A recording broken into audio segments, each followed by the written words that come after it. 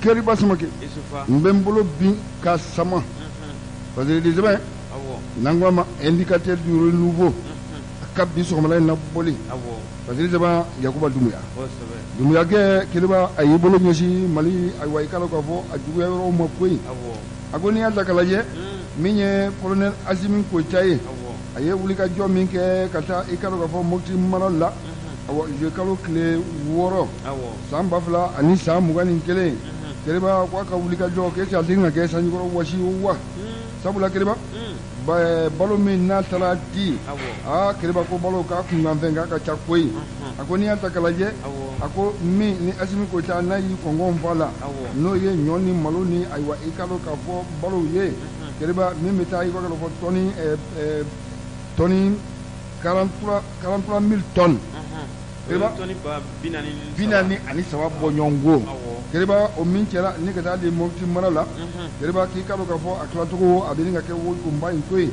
ayere kera o ye sabula keriba ni ka takalaje sene make yoro minna awai kalo ka fo baloko kon la filibula nin chelen ka duma keriba ko tika kla to la koy agoni anta kalaje bi keriba ko o balo o be fileda ikalo ka fo moti luko kon sugu kon la koy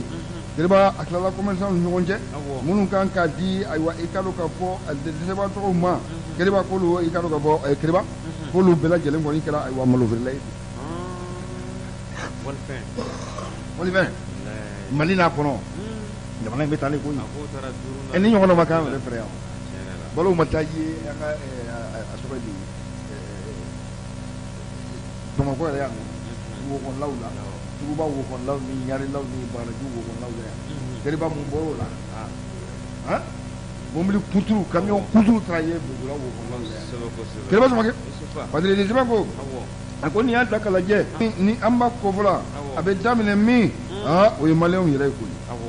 jamana dew ako malikura atena an yere ko tena ka bo jenwre kan kana malikura sigi an goyi malikura abi damine an yere de veya ako ni alta kala je biame romne ko bi ako minye ikalo ka fo conseil national de sécurité alimentaire kiriba ko ye wulika jomunun ke ka yira ka fo ay wajja ko ngo abelin ka do anga jamana ko koy jamana fantan nanim be ako gele ya ka bele lo ba mokti ka ulu tay koy jamana ko yanfa ana chamanje kiriba ko ni alta kala je ako bi amma ko be nafolo mugu mina wode 23 milliards de francs CFA pour que kaseka ijo aywa ikalo ka fo ijo rola ta ko ngo akala do ni yoro nuna koy ni alta kala je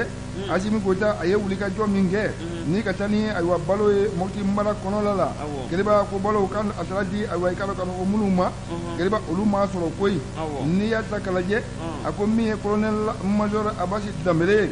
na leye aywa ikalo ka fo mokti a gouverneur ye kiriba ako 100 tonnes kiriba ako mi maloye